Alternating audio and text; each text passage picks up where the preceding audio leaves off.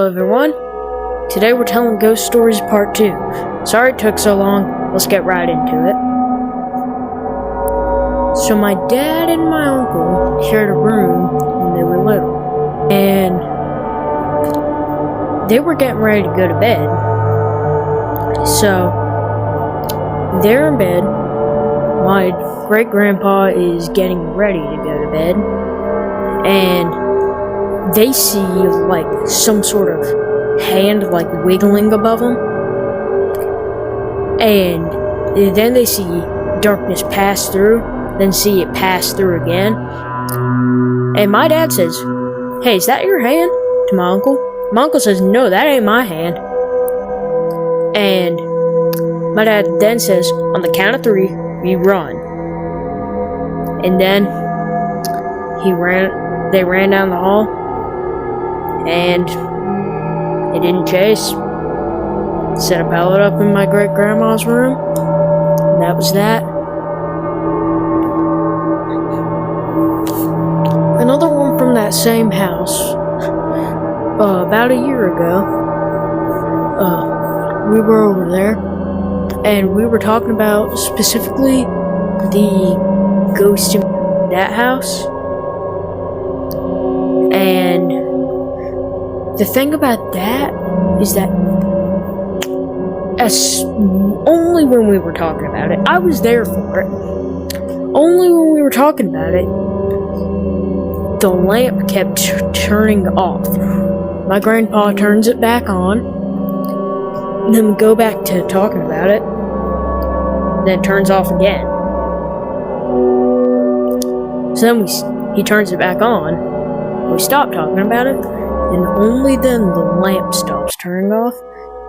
You might be thinking, "Well, how do you know this isn't just the lamp being faulty?" Because it was never like that up until that point. And it was only that point it was like that. So, my great-grandpa or great-great-grandpa, I can't remember, they were at their house. And, well, they heard something.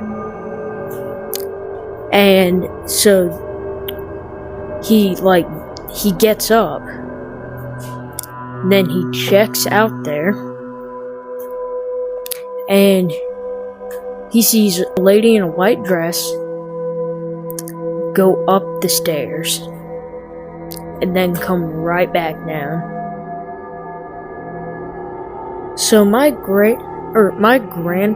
was just sitting in one of the rooms in that house from the lamp story and the hand story.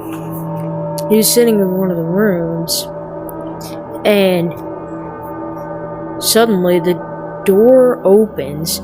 He feels something cold brush against his leg, and then whatever touched him, a ghost, made some noise and left the room. Similar to the last experience, my grandma was in my great-grandma from my grandma's side of the family's house, I believe.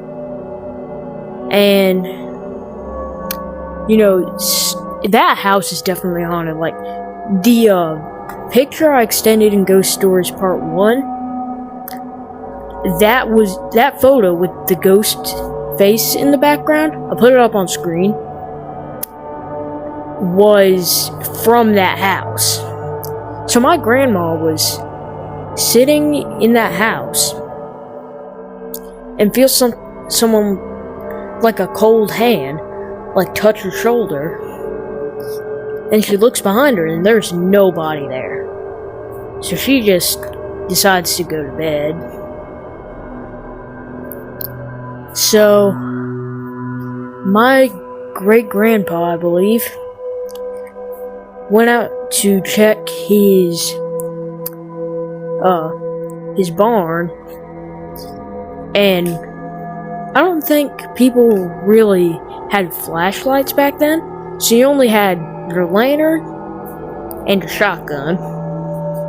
That's all he had on him, a lantern and a shotgun. So he goes out there and he sees an Indian ghost just standing there, and when he gets closer it fades away. So that's all I can think about off the top of my head for now.